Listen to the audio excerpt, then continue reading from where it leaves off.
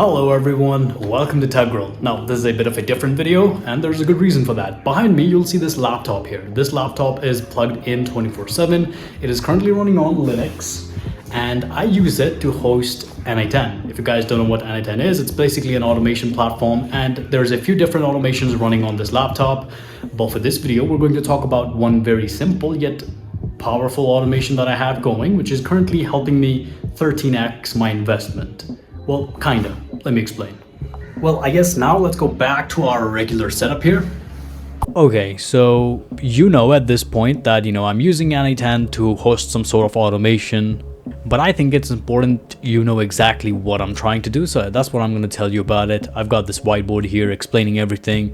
So it was one random day, I woke up, I was checking my portfolio because now I'm like an adult or whatever and I've got to do investments and stuff, right? And yeah, it turns out within my portfolio I had this one random share called SAIL, and I had 10 units of it. And it was because a few weeks back, I think they had their initial public offering, or also known as an IPO. So basically, in short, an IPO is when a company is going public, it's distributing its shares to the public, so to speak, right? And yes, I had filled out their initial public offering and turns out I was allocated 10 units, which is pretty dope. So now, I got 10 units at 100 rupees each. So these 10 stocks here, it costed me 1,000 rupees, right? And a few months later, I think I held it for about 70-ish days and then I sold it.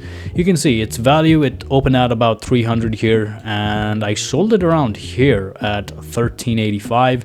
Currently, once again, it's going at around the 1500.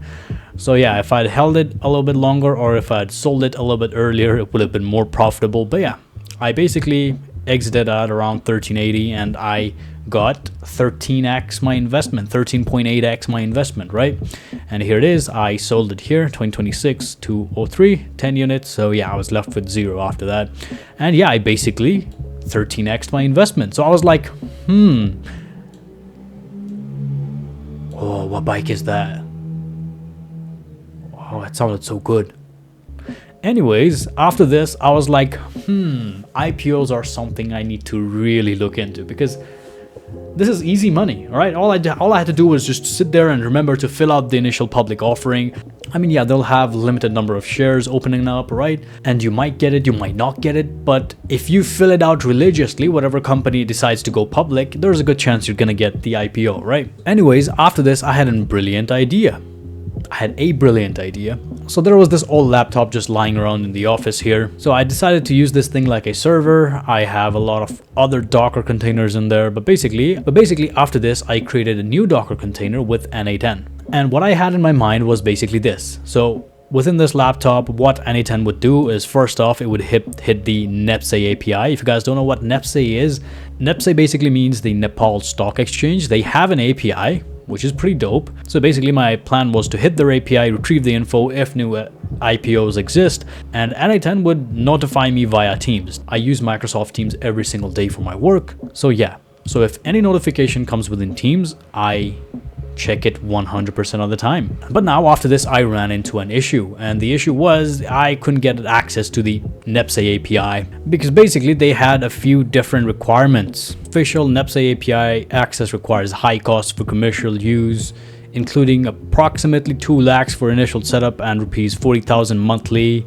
I just wanted to get the IPO information, so obviously I was not going to go through this hassle, okay? And on top of that, I had to send them a proposal. This is a really bogus system, okay? API access for any other platform outside of my country, like for the Western world, APIs are a lot of times they're just, you go in, you generate a key and you're good to go, right? But yeah, I did not like this process. So now I had to improvise. And while I was improvising, I thought about it.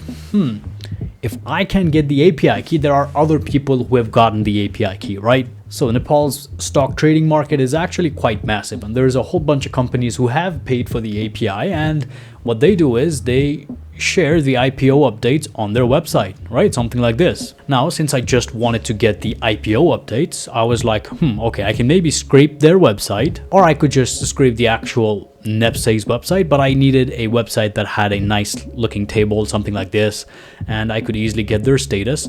And this was perfect for me. I chose this website and I was thinking I would simply, in a certain time frame, once every 1 to 2 days, I would get this page right here, and then I would scrape out the data from within this table. That was my idea. But while I was researching, guess what I found? Yeah, it turns out they actually have their own API that I could hit to get the data. So this right here is their API. So now this takes us back to n8n. This right here is my workflow. It's a very simple workflow, but it is tuned just right for me to get the IPO updates, and I've been filling them out religiously. Okay, I've not missed a single IPO after this automation. So yeah, so first off, this schedule, it triggers once every 2 days, if I'm not wrong. Yeah, once every 2 days at exactly 11 a.m, whether it be on my phone or my desktop, I get this notification. But yeah, basically it's triggered at that time, right? And what it does is, first off, it sends an HTTP request to the website, to that website's API, get IPOs with certain parameters here, page number, items per page, etc, etc. Basically whatever parameters were being passed in here, I use those, right? This thing returns a certain data here. If you check out, this is the data, right?